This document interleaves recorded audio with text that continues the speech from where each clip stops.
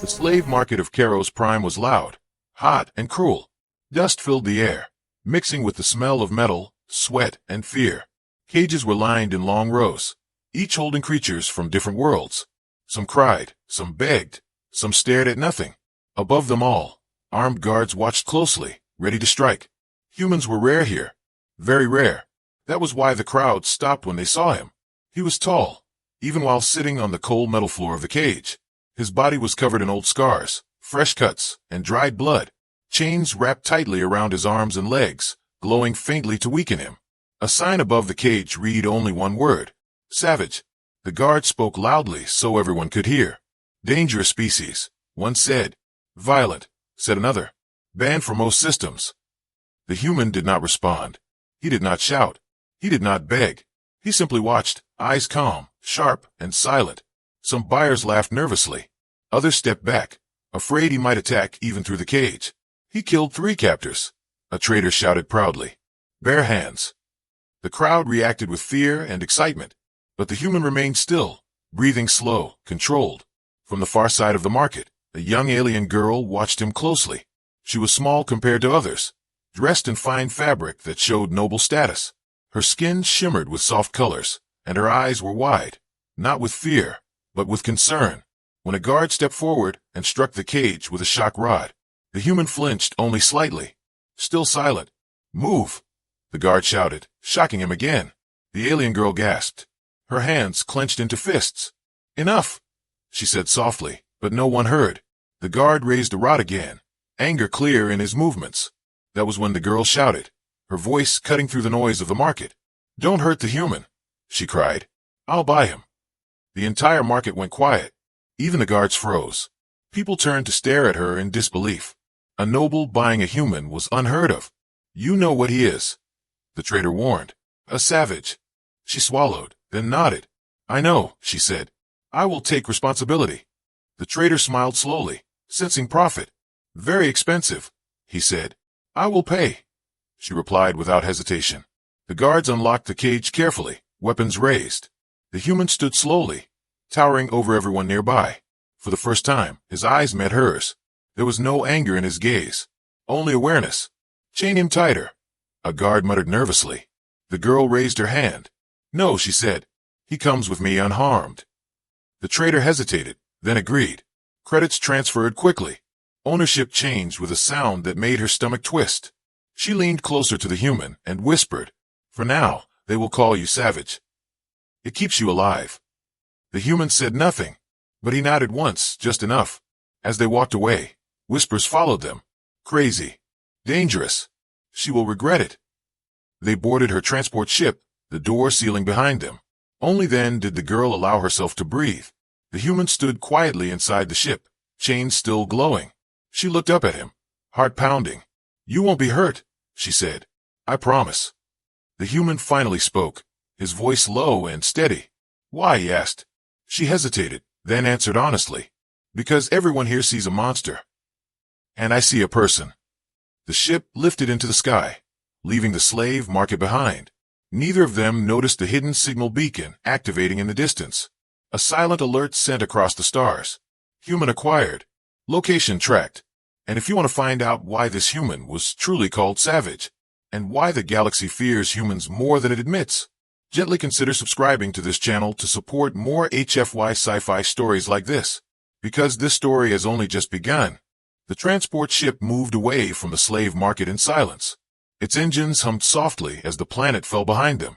Inside, the human stood near the wall, chains still glowing around his wrists and ankles.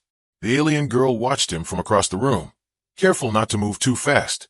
She had bought him to save him, but she knew fear did not vanish instantly. You can sit, she said gently. There's no harm here. The human did not sit. He did not speak. His eyes moved slowly, studying every corner of the ship, every door, every shadow. She noticed how his breathing stayed steady, how his weight shifted slightly with the movement of the ship, like someone always ready. After a long moment, she tapped a control panel. The chains dimmed, loosening just enough to allow comfort. Not freedom, but mercy. He looked down at the chains, then back at her. Still silent. My name is Lyra, she said, placing a hand over her chest. I am not your owner. That made him look at her again. Really look this time. His face showed no hope, only caution. You are here because the galaxy fears you, Lyra continued. They call humans monsters. They say you are born violent. The human's eyes narrowed slightly, but he said nothing. They teach us that humans destroy everything they touch, she said. That you cannot be reasoned with. That you feel no mercy. She swallowed, then admitted quietly, I never believed that. The ship passed into open space, stars stretching endlessly beyond the window. Lyra walked closer, stopping at a respectful distance. The truth is different, she said. Long ago, humans defeated many empires. That caught his attention. His jaw tightened. You won wars that lasted centuries, she continued. You broke fleets that ruled half the galaxy. Her voice lowered. And then you disappeared. The human turned his head slightly, eyes focused on nothing, memories moving behind them. The survivors rewrote history, Lyra said. They said humans were animals. They said humans were unstable. They said humans destroyed themselves. She looked ashamed now. That way, no one would ask why the strongest species vanished. The human finally spoke. They were afraid, he said, voice calm, empty of anger. Yes, Lyra replied softly. Terrified. She activated another panel. A small screen appeared, showing old records, blurred and damaged. Human ships, human cities, human soldiers standing between civilians and fire. You protected others, she said. That scared them more than your weapons. The human looked away from the screen. Protection was not something the galaxy remembered about humans. Why did you buy me? He asked quietly. Lyra hesitated, choosing her words carefully. Because I wanted the truth, she said, and because no one deserves chains. The ship lights dimmed slightly as they entered a travel lane. Outside, stars bent into lines of light. The human moved at last, sitting slowly on the floor. Not weak, just tired. Lyra felt relief, but did not show it. You are safe for now, she said. For now, he repeated. An alarm chirped softly, barely noticeable. Lyra frowned and checked the navigation screen. At first, nothing seemed wrong. Then she saw it. A faint signal behind them, matching their course. Her heart skipped. They are tracking us, she whispered. The human stood immediately. No panic, no confusion. Only readiness. Who, he asked. Hunters, Lyra replied. Those who profit from fear. She pulled up sensor data. One ship, then two, then more signatures flickering in and out. They should not be this fast, she said, fear creeping into her voice. The human watched the screen carefully. They expected me to be bought, he said. Lyra turned to him sharply. You knew, she said. I hoped, he replied. The ship shuddered slightly as its engines pushed harder. Lyra gripped the controls. If they catch us, they will take you back, she said. And you, the human added. She nodded slowly. They will not forgive interference. Outside the window, distant lights appeared. Not stars. Ships. The human straightened his shoulders, chains humming softly. Then history is about to repeat itself, he said calmly. Behind them, the hunters closed in, and the past the galaxy tried to erase was catching up fast. The first impact came without warning. The transport ship shook hard, metal screaming as something struck the hull. Warning lights flashed red across the cabin. Lyra stumbled at the controls, grabbing the edge to stay upright. What was that? She whispered. The human was already moving. He shifted his stance, eyes sharp, body ready. Raiders, he said calmly. Another hit slammed into the ship, stronger than the first. A loud alarm wailed through the corridors. Emergency lights replaced the soft glow of travel lamps. Outside the cockpit window, small attack craft darted like insects. Fast, ugly ships covered in weapons and old scars. They circled with confidence. Boarding hooks, Lyra said, voice shaking now. They want us alive. The ship rocked again as metal claws bit into the hull. Guards in the hallway shouted in panic. Some ran. Others froze where they stood. Hold positions, one guard yelled. But his voice cracked. No one listened. The human watched it all without fear. His breathing slowed even more, as if the chaos brought him focus. Lyra looked at him, then at the glowing chains around his wrists. Her decision came fast, driven by instinct and trust. I am sorry, she said softly. Then she slammed her hand onto the control panel. The chains powered down instantly, falling open with a dull sound. The human flexed his hands once slowly. feeling freedom return. The boarding hatch exploded inward. Smoke and sparks filled the corridor. Alien raiders poured through the opening, shouting and firing wildly. Guards screamed and scattered. Weapons clattered to the floor. The ship became chaos. The human stepped forward, placing himself between Lyra and the attackers. His face showed no anger, no excitement, only purpose. The first raider rushed him, blade raised high. The human caught the arm, twisted hard. Bone snapped cleanly. He took the weapon and moved on without pause, striking fast, precise. Each motion ended a threat. A second raider fired at close range. The human knocked the weapon aside and drove his elbow into the raider's throat. The body dropped instantly. There was no shouting from him, no battle cry, only quiet efficiency. The raiders hesitated now, fear spreading through them. This is the savage, one shouted. The human advanced anyway, disarming one attacker, disabling another, never wasting movement, never slowing. Lyra watched from behind cover, frozen in shock. This was not rage. This was training. Within moments, the corridor fell silent. Bodies lay still, smoke drifting slowly upward. The raid was over before it truly began. The remaining raiders fled back to their ships, disconnecting in panic, engines flaring as they escaped into space. The transport ship steadied, alarms fading one by one. The guard stared at the human in stunned silence, fear mixed now with awe.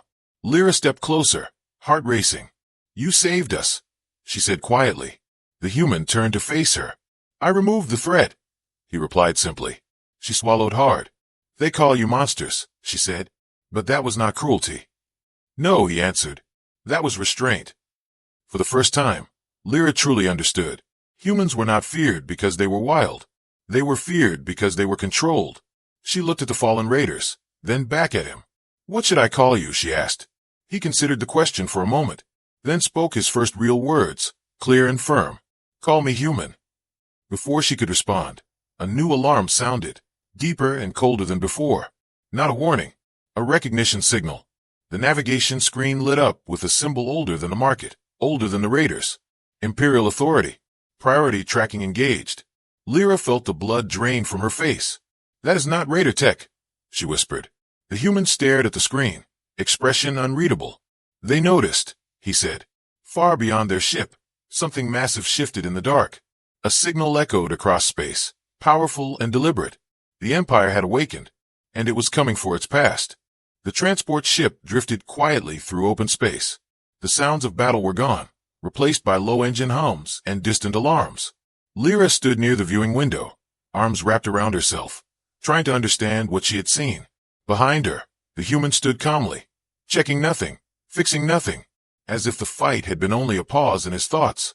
"They will call this massacre," Lyra said softly. "They will say you proved them right." The human looked at her slowly. "They always do," he replied. She turned to face him fully now. Her voice trembled, not with fear, but confusion. "You fought like a trained force," she said, "not like an animal." He nodded once.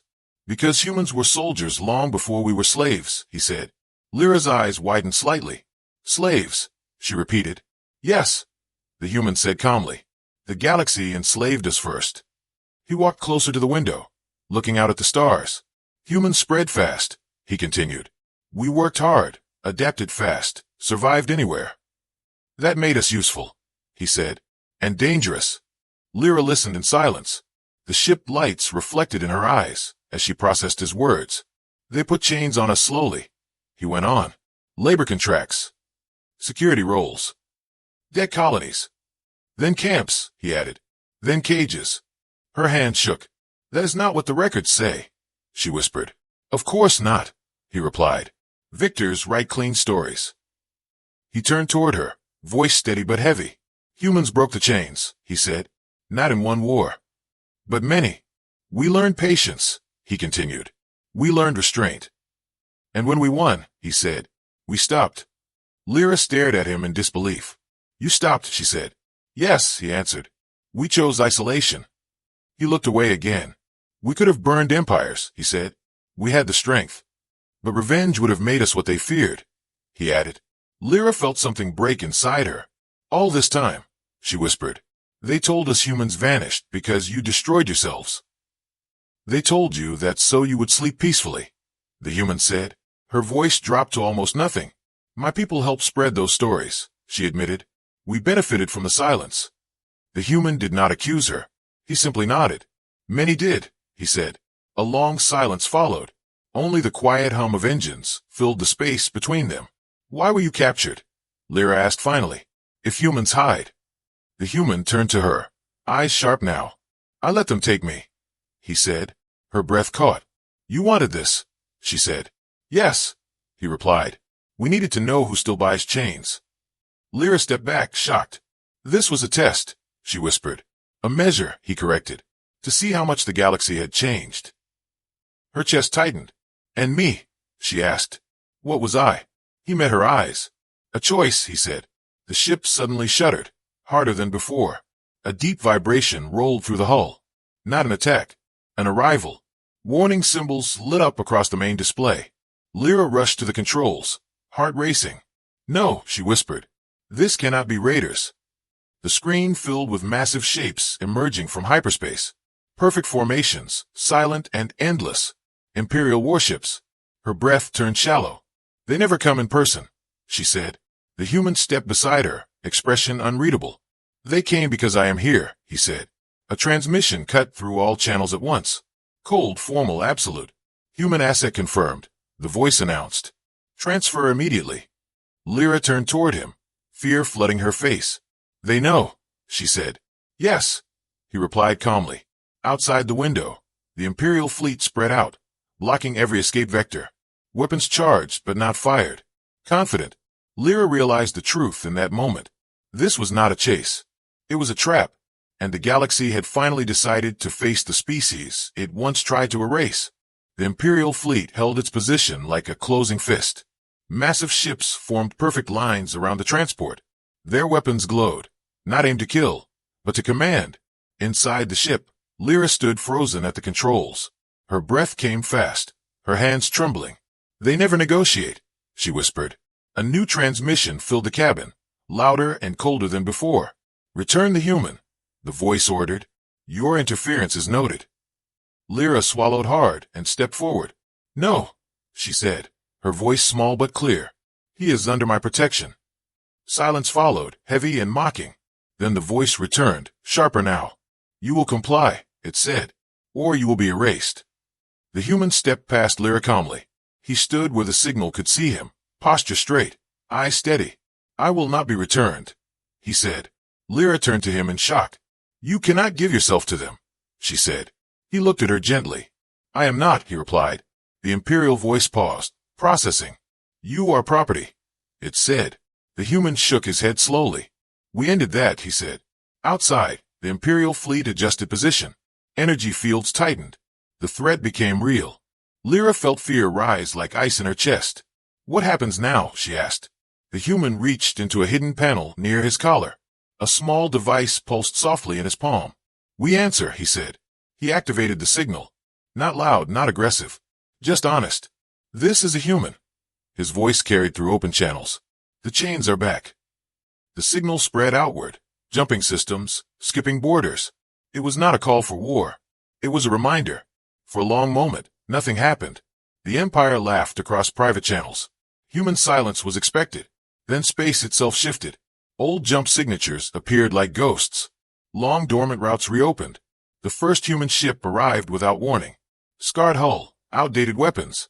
Flying a banner no Empire recognized. Then another arrived. And another. And another.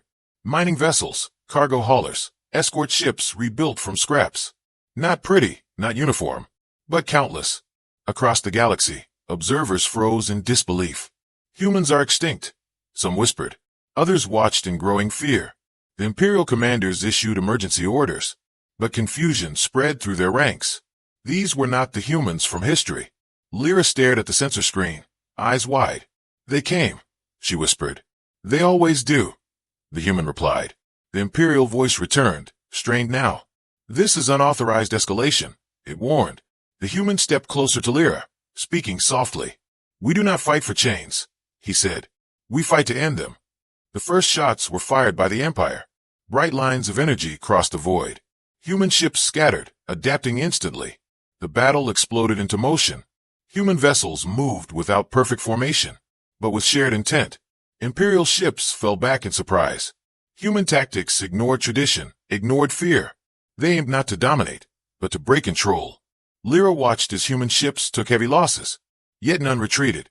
Not one. The transport ship shook as shockwaves rolled past. Alarms blared, systems strained. The human placed himself between Lyra and the viewport. "This will get worse," he said calmly. Lyra looked at him, fear mixing with something new. "Hope. What if they lose?" she asked. He met her eyes without hesitation. "Then the galaxy will still remember we stood," he said. Outside, the war spread wider. More fleets arrived, some watching, some choosing sides. The lie of human extinction collapsed in real time. The Empire realized too late what it had done. By pushing one human, it had awakened all of them. The battle lines locked in place. Weapons charging on both sides. Every system holding its breath. Because this was no longer about one human, or one alien girl. This was about whether the galaxy would accept freedom. And everything was now on the line. The battle spread across space, like a living storm. Imperial warships fired in perfect lines, bright and terrifying. Human ships answered differently. They did not charge forward screaming. They split, vanished, reappeared. Each move calm, planned, and precise. Human vessels struck supply ships first, then command relays, then communication nodes. The Empire fleet began to stumble. Orders came late. Signals crossed and failed. Observers across the galaxy watched in stunned silence. This was not rage. This was strategy. On the transport ship, alarms screamed nonstop. The hull shook as nearby explosions rocked space. Lyra clung to the controls, struggling to keep the ship stable. "They are everywhere," she whispered. The human stood beside her, eyes focused, body steady. "They always surround control," he said. A sudden blast tore through the side of the ship. Metal screamed. Air rushed out violently. Lyra was thrown hard against the console. Before she could fall into the breach, the human grabbed her.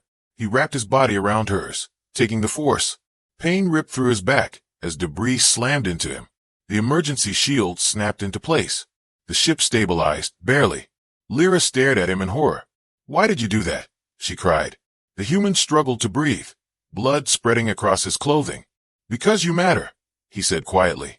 Outside, human boarding teams breached an Imperial cruiser. They moved fast and silent through its halls, disabling weapons, sealing doors, rescuing prisoners. They did not cheer. They did not boast. They worked. On another front, ground forces clashed on a nearby moon. Imperial troops advanced loudly, confident in numbers. Human teams disappeared into terrain. Minutes later, Imperial lines collapsed from within. Commanders captured, units disarmed. Not destroyed, but ended. Lyra watched the battle feeds with shaking hands. "They are not killing everyone," she said. "No," the human replied weakly.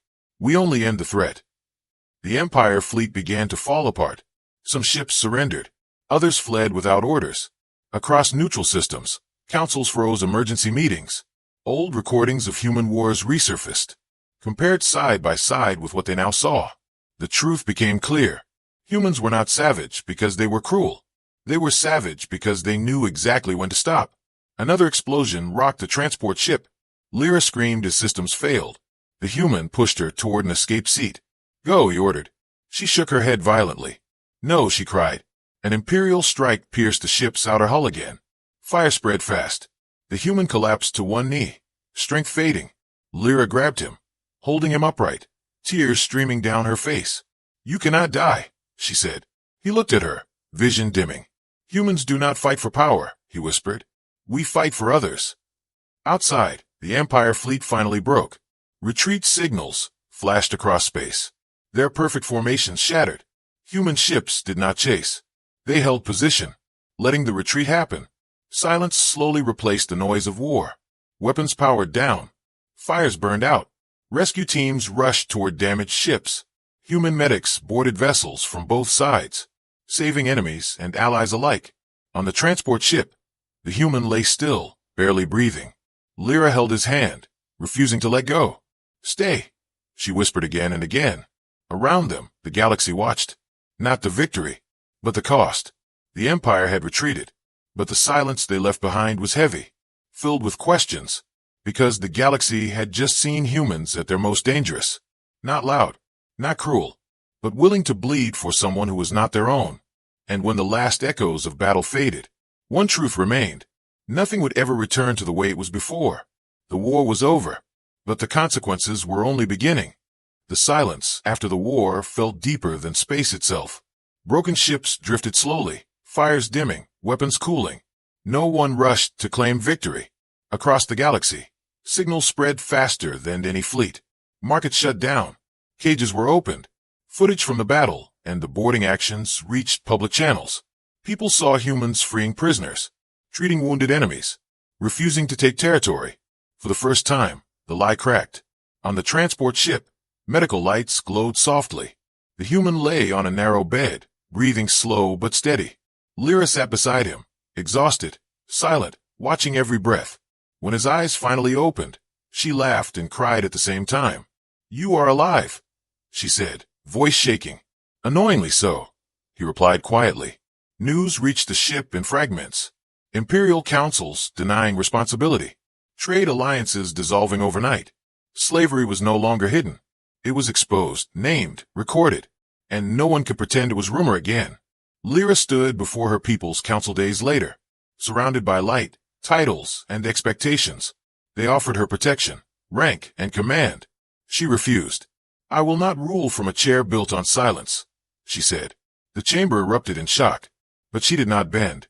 "I chose a person over power," she continued. "I would choose it again." She left the council without guards, without banners, without regret. Humans did not flood the galaxy after the war. They did not demand tribute. They did not stay. Instead, they opened limited channels. Medical aid, trade routes, truth, nothing more. On a quiet station at the edge of known space, the human prepared to leave. His wounds were healed, scars left behind. Lyra walked with him to the docking bay. "They still call you savage," she said softly.